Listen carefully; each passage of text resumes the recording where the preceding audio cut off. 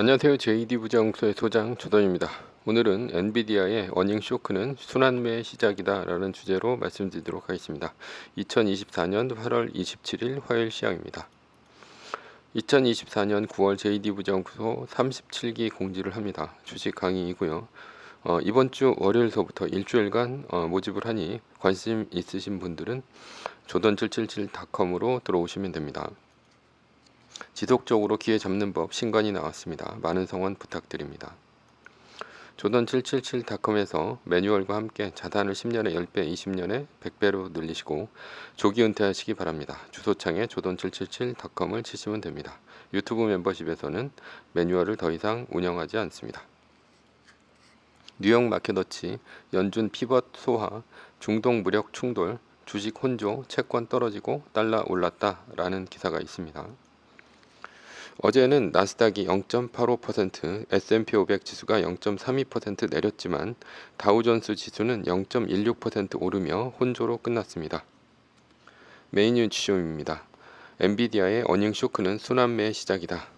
최근 주가의 흐름을 살펴봅시다. 처음에는 연준의 금리 인하 움직임이 있었을 때 순환매의 흐름이 있었습니다. 즉 기술주는 떨어지고 러셀 2000과 같은 경기 순환주는 오르는 흐름이었죠. 그러나 이 흐름은 실업률이 4.3%를 넘어가고 일본 중앙은행의 금리 인상 이후 경기 침체로 바뀌었습니다. 8월 5일 일본은 니케이 225가 13% 빠지며 패닉에 들어갔습니다.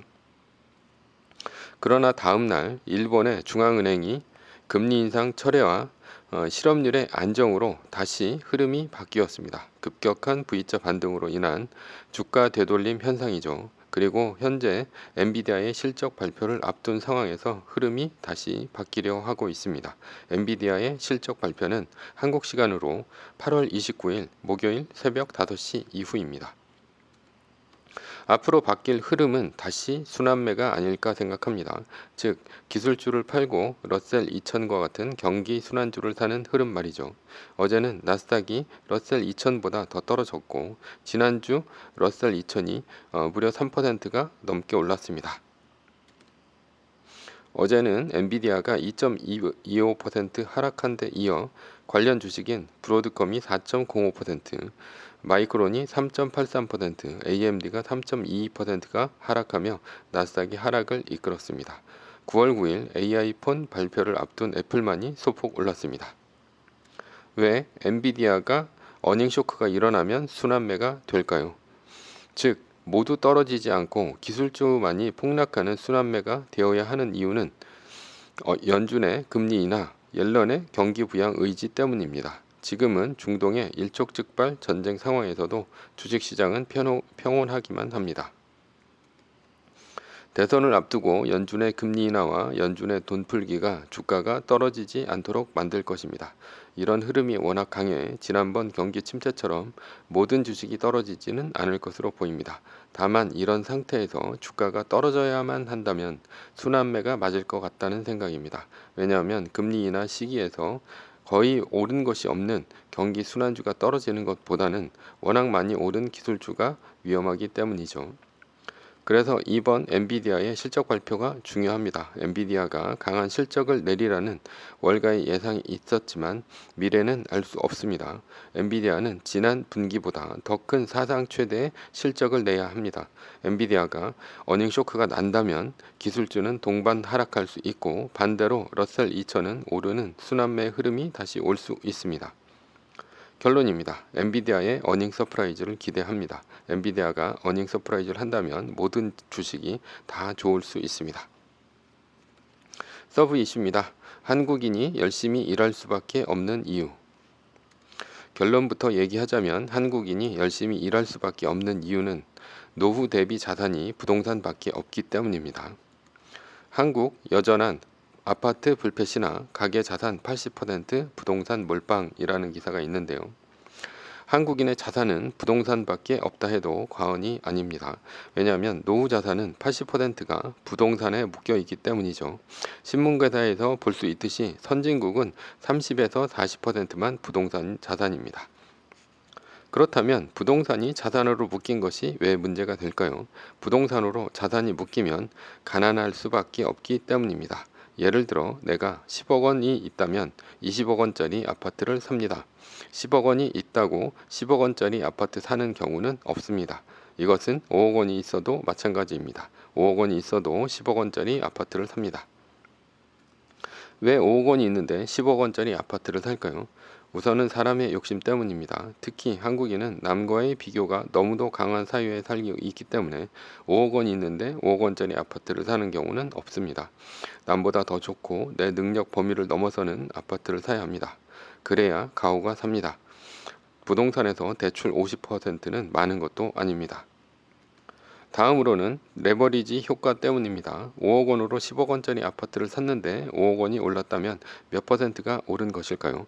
2배인 100%가 올랐습니다. 10억 원을 주고 10억 원짜리 아파트를 샀을 경우는 50%밖에 안 됩니다.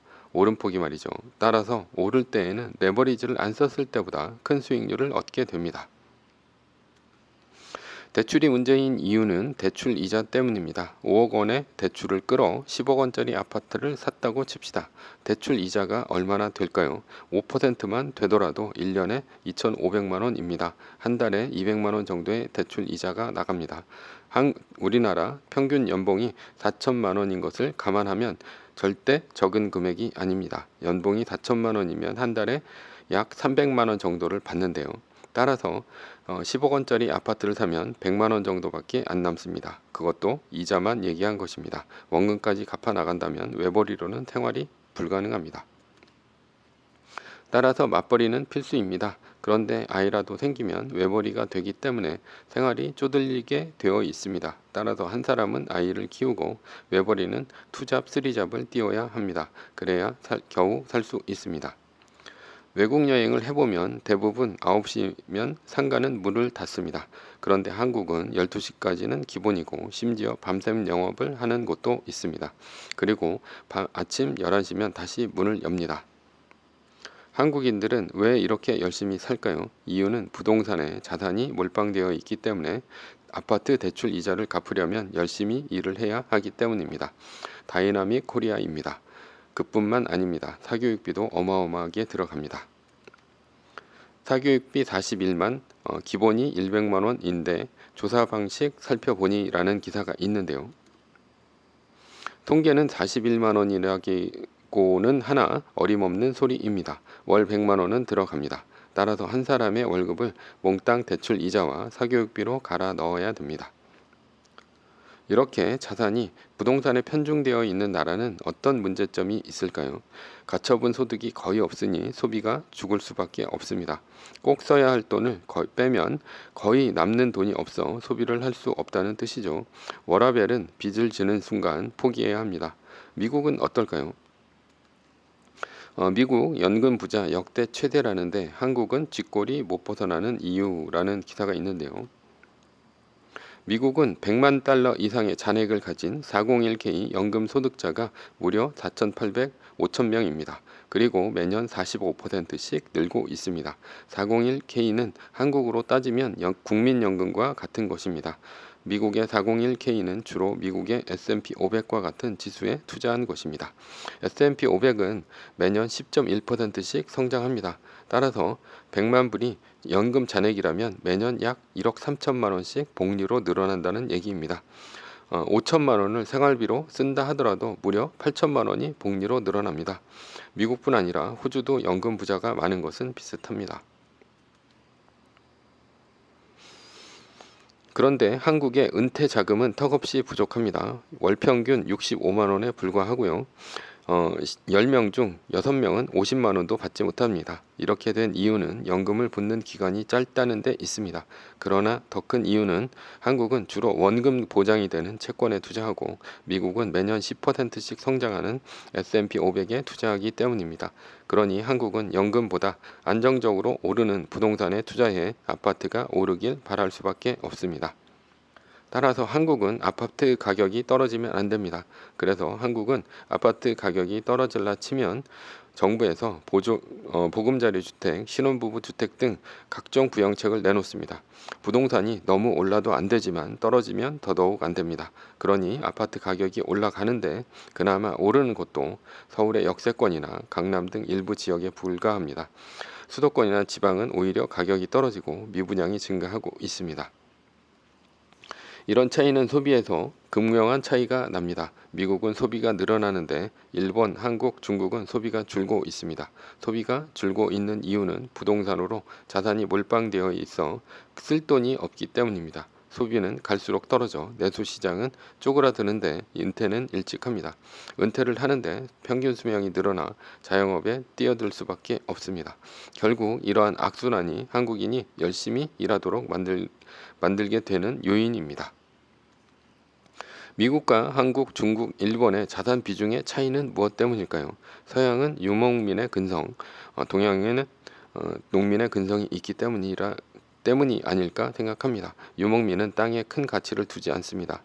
왜냐하면 양이 풀을 다 뜯어먹으면 그 땅은 다시 풀이 자라기까지 쓸모없는 땅이 됩니다. 따라서 땅을 버리고 이송을 합니다. 그러나 농민은 다릅니다. 농민은 토지는 농사를 지어야 하고 농사를 지은 땅에서 떠날 수 없습니다. 따라서 절대 권력자가 토지에 세금을 매기면 전 국민은 토지의 노예가 됩니다. 그래서 농사를 많이 짓는 동양이 서양보다 더 철저한 계급 사회가 됩니다. 게다가 쌀은 밀보다 단위 면적당 수확량이 큽니다. 따라서 밀을 재배하는 서양보다 벼를 재배하는 동양의 인구가 압도적으로 많습니다. 중국, 인도는 압도적으로 인구가 많고요. 인도네시아, 일본까지 1억 명이 넘는 인구가 삽니다. 반면에 유럽은 단위 면적당 인구가 동양보다 훨씬 적습니다. 그러니 벼농사를 짓는 동양이 자식을 훨씬 많이 낳으며 그들이 부양할 토지에 대한 집착이 훨씬 크다는 얘기가 됩니다. 이것이 오늘날 동양의 부동산 집착을 낳지 않았나 생각합니다. 그러나 토지는 주식과 달리 버블이 꺼지면 소비 침체에 빠진다는데 문제가 있습니다. 주식은 2000년 닷컴 버블과 같이 버블이 꺼지면 순식간에 모든 주식이 휴지가 되면서 다시 제로 베이스에서 시작을 합니다. 망할 기업은 망해 퇴출되고 그래도 가치가 있는 기업은 싼 값에 저가 매수가 일어납니다. 물론 파산한 사람도 있지만 저가의 매수에 다시 돈 버는 사람이 생깁니다. 그러나 토지는 버블이 꺼지면 전 국민이 소비 침체에 빠집니다. 마치 일본의 버블 붕괴, 중국의 부동산 침체와 같은 상황입니다. 전 국민이 전 재산이 부동산에 올인되어 있는 상황에서 부동산 가격이 크게 빠지면 자산 가격이 빠지는데 그치지 않습니다. 원금과 이자를 갚아야 하는 대차대조표 불황으로 가게 됩니다. 예를 들어 10억 원짜리 아파트를 7억 원 대출 받았다 칩시다. 그런데 아파트가 갑자기 떨어져 5억 원이 되었다고 칩시다. 이러면 7억 원에 대한 이자를 내는 것은 물론이고요. 담보 가치가 5억 원이 되었기 때문에 빠진 2억 원에 대한 원금까지 갚아야 하는 상황입니다. 가게는 파산합니다. 그러나 파산하지 않더라도 월급의 대부분을 원금과 이자를 갚는 데 써야 합니다. 따라서 극심한 경기 침체에 들어갑니다. 그래서 주식 버블 붕괴보다 부동산 가격 하락이 더 큰 문제입니다. 부동산 자산이 대부분인 나라에서 정부가 정책을 잘못 세워 부동산 가격이 폭락하면 일본과 같은 잃어버린 30년이 올 수 있습니다. 지금 중국이 그 꼴입니다. 그래서 중국은 극심한 내수 침체에 들어가고 있는 중입니다. 그렇다고 다시 부동산을 부양할 수도 없습니다. 이후에 부동산 거품이 빠지면 경기 침체는 정말로 걷잡을 수 없는 상태가 됩니다. 그래서 한국 정부도 금리를 올리는 와중에 부동산 경기 부양책을 끊임없이 내놓고 있는 것입니다. 빚을 많이 진 사람들은 열심히 일을 할 수밖에 없습니다. 미국이 이미 했던 정책입니다. 2차 세계대전이 끝났습니다. 미국은 1,400만 명의 미군 중 200만 명을 빼고 1,200만 명의 미군을 미국으로 돌려보냈습니다. 그런데 이들은 사회 불안 요소가 되었습니다. 젊고 혈기왕성한 실업자들이기 때문입니다. 미국은 국가 GDP를 올리고 사회 불안 요소를 없애기 위해 어떤 것을 했어야 했나요? 결혼을 시키고 중산층을 만들어주면 되었습니다. 그래서 결혼을 하려면 주택이 필요하니 30년 모기지 주택을 주었습니다. 돈이 없어도 대출을 통해 주택을 마련한 것입니다. 게다가 차를 장기 할부로 사게 해서 결혼을 시킨 것이죠. 1200만 명의 미군은 가정을 꾸리고 애를 낳았고 미국의 중산층으로 변모했습니다. 미국은 제대군인이라는 사회 불안 요소를 책임감 있는 중산층 시민으로 거듭나도록 만들었습니다. 결국 빚과 가정 때문에 미국의 중산층은 국가의 GDP를 올리는 윤활유가 되었습니다. 부동산을 사는 순간 빚의 노예가 됩니다. 빚을 갚기 위해 꼭두 새벽부터 밤늦게까지 일을 할 수밖에 없습니다. 빚의 노예가 되는 것이죠. 한국, 일본, 중국은 부동산에 몰빵을 시킴으로써 국민을 빚의 노예로 만들었고 그들을 쥐어짜내 GDP를 올리도록 만들고 있습니다. 미국은 이미 자산 대부분을 주식으로 바꿔 소비를 진작시키고 여유 있는 노후를 만들었는데 한국, 일본, 중국은 부동산의 노예가 된 것입니다. 한국에 놀러온 외국인들이 한국은 밤늦게까지 놀 수 있는 곳이라 너무 좋다고 합니다. 그러나 한국의 자랑 밤샘 영업은 자영업자가 자신의 시간과 뼈를 갈아 넣어 죽을 때까지 일할 수 없는 구조 때문입니다. 그 구조는 부동산으로 자산이 몰빵된 이유 때문입니다. 한국의 부동산은 가격이 떨어질 수 없고 그래서 정부는 부동산이 오르도록 정책을 조정할 수밖에 없습니다. 결론입니다.